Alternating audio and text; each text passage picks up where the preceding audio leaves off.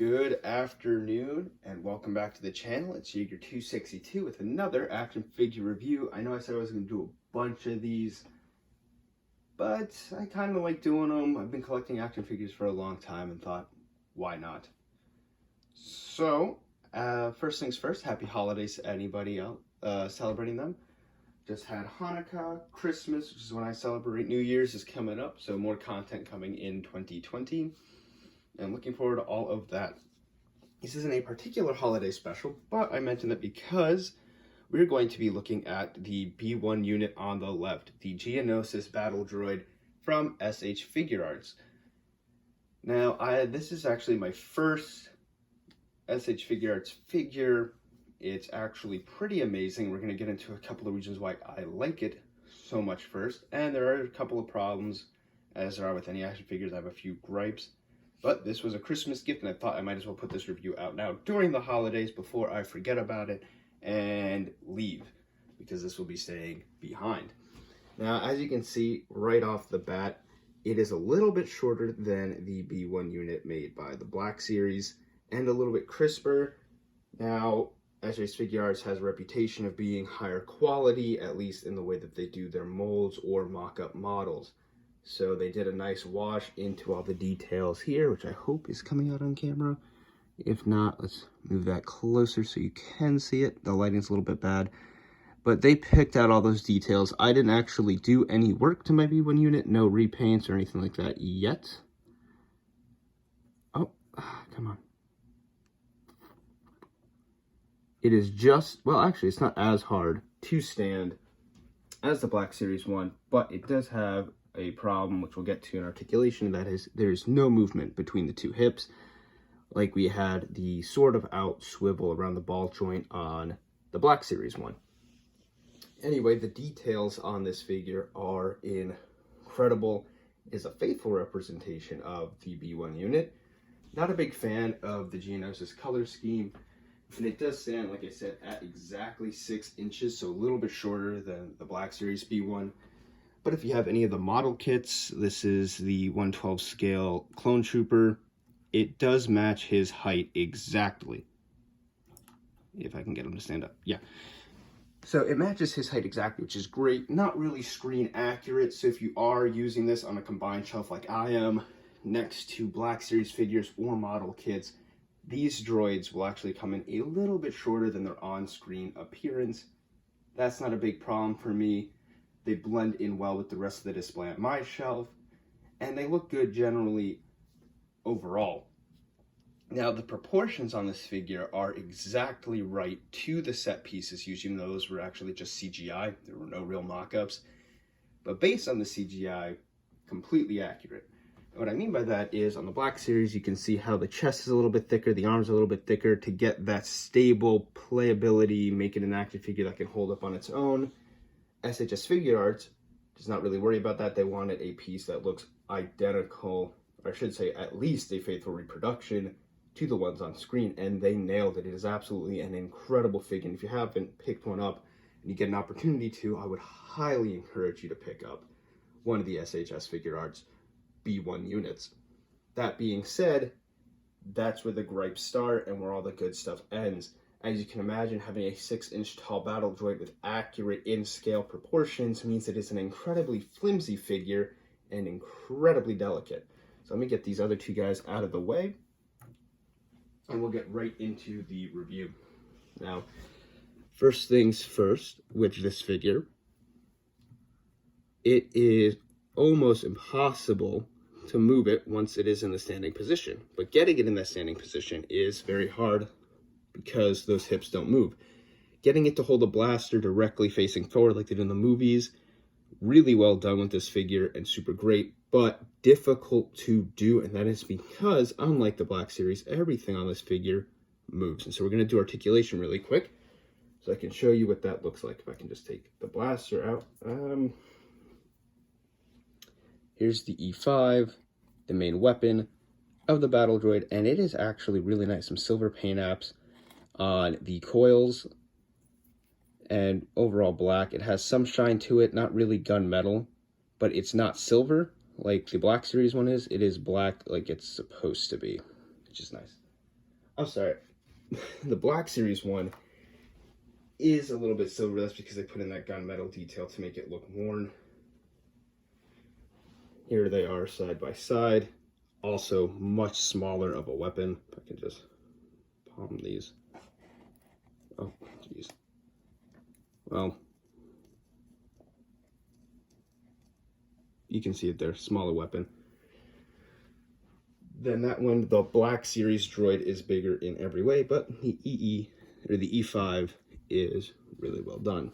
Now, you can fold up this battle droid into the standby position. There's a little hook here to hold the blaster, but on my droid, I haven't been able to get it open yet, so if anybody knows how to do that, please let me know in the comment section below. The antenna do not move on this figure. This is actually a separate piece. You just pop it out and they come with a closed one. You just plug it in here. I'm not going to actually open up the box and get that out, but you can see it. Head is on a hinge joint here. So you get a pretty good range of movement on the head. And on top of the hinge, there's a ball joint. So it can turn around. It's nowhere near as stiff as the Black Series. Is a little bit left, or a little bit right, a little bit left. The antenna here, unlike the Black Series, don't move, but the centerpiece between them does. I'm not sure why Figuarts did it that way, but you do get some articulation there. And again, on-screen appearance, very thin, but this is some great detail in the piston work here and how the droid works. As you can see, the hinge here, I can get it to move forward. You can see the ball joint there. And as you just saw, I just separated it from its neck. That is to get it into the folded position, and then it just snaps back, so that way you don't have to worry about this piece snapping or moving the whole assembly forward like you did on the Black Series figure. Now, to move its shoulders, you will flip up these little joints here. They come out to 90, and then you can move the arm full range. It gets that on both arms. Just move that little piece up, flip it out to 90. You will get some rotation here. It goes almost 360, but it's a little bit tight on both sides. Just a normal joint. One elbow joint here gets you the full 90. The forearms swivel. These are really tight, but they will swivel 360. And the coolest part about this figure, and what makes it so hard, is that the hands are on a ball joint in here. So you can see that. And then there's a ball joint for the thumb, so you actually get to move the thumb. And then two hinges make up the actual hand. So you get one main one for the palm, and then another smaller one for the two fingers here. The only problem I have, and this is another gripe with the figure, is that these pieces will pop off when you are trying to move the blaster into position or make him hold anything, which is quite annoying. Also, as you just saw, these will not move independently. You do have to move the shoulder pad pieces out of the way and then move them back down. You get, it's another ball joint up in the chest or torso area, moves all the way down, forward, so you get some ab crunch there. And as you can see, it slides the two stabilizers out of it, so that way you can get them really thin, and you can put the second piece here. You can see some light shining through it there, so it's actually two pieces, again, unlike the Black Series, and it does that really nicely. Another thing that the Black Series does that this one doesn't do is the backpack is not movable.